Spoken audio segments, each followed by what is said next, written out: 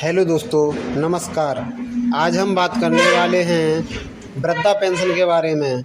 वृद्धा pension online कैसे होती है या ऑनलाइन करने की क्या प्रक्रिया है, और ऑनलाइन करने के बाद में इसका कहाँ पर जमा करनी होती है और किस तरह से पेंशन आने के लिए तैयार होती है। तो हम सबसे पहले पेंशन को ऑनलाइन करेंगे। ऑनलाइन करने के लिए आपको गूगल क्रोम में पर आ जाना है। गूगल क्रोम में आने के बाद SSPY टाइप करके सर्च करेंगे। सर्च करने के बाद पहला ही लिंक खुलेगा यूपी पेंशन, इस पर क्लिक करेंगे और क्लिक करने के बाद आपको कुछ इस तरह का डैशबोर्ड दिखाई देगा। डैशबोर्ड दिखाई देने के बाद यहाँ पर आपको दिख जाएगा वृद्धा पेंशन, इस पर क्लिक करेंगे और इस पर क्लिक करने के बाद में यहाँ लॉगिन आवेदन दिखेगा। लॉगिन आवेदन पर क्लिक करेंगे और हमारा वृद्धा पेंशन ऑनलाइन करने का फॉर्म खुल जाएगा। उसके बाद ये हमें फॉर्म भरना है। भरने के लिए सबसे पहले हमें अपना जनपद चॉइस करना है, हम किस जनपद से निवास करते हैं और जिसका आप आवेदन कर रहे हैं उनका क्षेत्र कौन सा है, ग्रामीण क्षेत्र है या नगरीय क्षेत्र है। तो आप अपने हिसाब से चॉइस कर लीजिए। जैसे कि मैं ग्रामीण क्षेत्र से हूँ तो ग्रामीण क्षेत्र पर क्लिक किया और आपके क्षेत्र की क्या तहसील है वो अपनी तहसील चॉइस करेंगे। तहसील चॉइस करने के बाद में आपको और ऑप्शन दिखाई देंगे जिसमें आपका ब्लॉक क्या है, अपना ब्लॉक चुनेंगे। ब्लॉक चुनने के बाद अपनी ग्राम पंचायत चुनेंगे। आपकी क्या ग्राम पंचायत है वो आप डाल दीजिए। ग्राम पंचायत चुनने के बाद में आपको अपना गांव चुनना है। गांव चुनने के बाद आपको यहाँ पर आवेदक का नाम डालना है और आवेदक का जेंडर डालना है, आवेदक महिला है या पुरुष है। ठीक है, यहाँ पर आपको जन्मतिथि डालनी है आवेदक 60 वर्ष से ऊपर की आयु होनी चाहिए, तभी आप इस आवेदन को भर पाएंगे। और यहाँ पर आवेदक अगर पुरुष है तो उनके पिता का नाम डालेंगे और आवेदक अगर महिला है तो उसके पति का नाम डालेंगे। और यहाँ पर आवेदक की श्रेणी चॉइस करेंगे, आवेदक किस श्रेणी का है, जैसे कि जनरल का है, माइनॉरिटी का है, OBC का है, SC ST का है। तो अपने हिसाब से अपना चॉइस कर सकते हैं। और यहाँ आवेदक का मोबाइल नंबर टाइप करेंगे, यहाँ पर कंफर्म करेंगे और यहाँ आवेदक का पूरा पता भरेंगे, जैसे कि उसका गांव, पोस्ट, तहसील, ब्लॉक, ज़िला, पिन कोड, पूरा पता भर देने के बाद में अगले स्टेप पे आते हैं। और यहाँ पर अब आवेदक का बैंक विवरण देना है। आवेदक का किस बैंक में खाता है वह बैंक यहाँ से क्लिक करके चॉइस करेंगे। आप आवेदक का जो भी बैंक होगा उस पर क्लिक कर देंगे।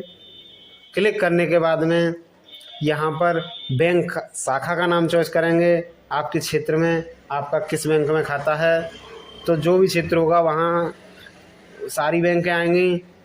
आपके जिस बैंक में खाता है उसे चॉइस करेंगे। चॉइस करने के बाद यहाँ आवेदक का खाता संख्या भरेंगे और यहाँ खाता संख्या को दोबारा कंफर्म करेंगे और IFSC कोड अपने आप ही ले लेगा।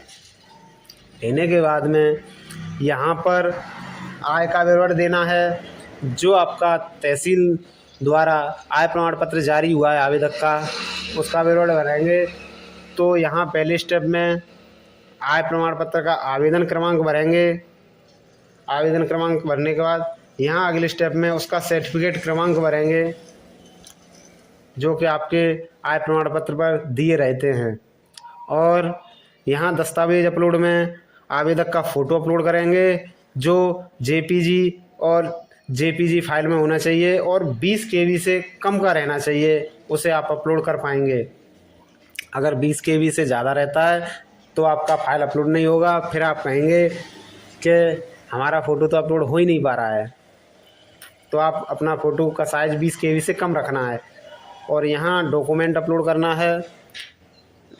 आयु प्रमाण पत्र, यानी आपकी 60 वर्ष की उम्र है तो उसके लिए आप अपना आधार कार्ड अपलोड कर सकते हैं।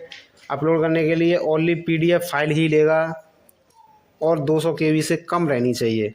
उसके बाद यहाँ डिक्लेरेशन पर क्लिक करना है। सबमिट करने के बाद आपको कुछ इस तरह का डैशबोर्ड दिखाई देगा। कैप्चा भरने के बाद आपको रजिस्ट्रेशन नंबर लिखा रहेगा, सबमिट कर देना है। उसे आपको कहीं सेव करके सुरक्षित लिख लेना है। लिखने के बाद और आपको नीचे लिंक दिया रहेगा आवेदक को लॉगिन करने के लिए। जैसे मैं अपना कॉपी कर ले रहा हूँ और कॉपी करने के बाद मैं लिंक पर क्लिक कर देता हूँ।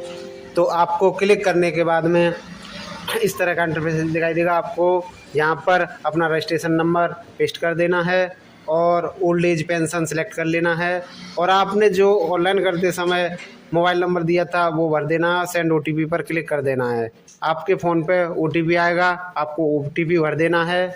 और OTP भरने के बाद नीचे कैप्चा भर देना है। कैप्चा भरने के बाद में आपको लॉगिन पर क्लिक कर देना है। क्लिक करने के बाद आपको कुछ इस तरह का इंटरफेस दिखाई देगा जिसमें आपको सेटअप 1 कंप्लीट है, सेटअप 2 पर क्लिक करना है। क्लिक करने के बाद में कुछ इस तरह का आपको डिटेल देगा। आप डिटेल को रिकन्फर्म कर सकते हैं। कंफर्म करने के बाद में आप डिक्लेरेशन पर क्लिक कर देना है और कैप्चा फिल कर देना है और फाइनल सबमिट पर क्लिक कर देना है। आपको कंफर्मेशन मांगेगा, ओके कर देना है।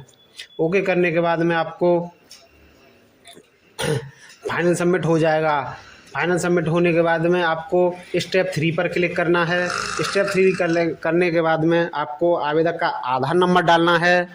यहाँ पर आधार नंबर मैं अपना डाल लेता हूँ। आधार नंबर डालने के बाद में आपको आवेदक की डेट ऑफ बर्थ डालनी है। आवेदक की डेट ऑफ बर्थ डालने के बाद यहाँ आपको कैप्चा फिल कर देना है। कैप्चा फिल करने के बाद क्लिक आधार ऑथेंटिकेशन पर क्लिक कर देना और ओके कर देना है। ओके करने के बाद में आपका फॉर्म सबमिट सक्सेसफुल हो जाएगा। जिस तरह आप देख सकते हैं, प्रोसीड टू फाइनल प्रिंट पर क्लिक कर देना है। क्लिक करने के बाद आप प्रिंट एप्लीकेशन पर क्लिक करेंगे और आपकी ऑनलाइन प्रिंट निकल आएगी।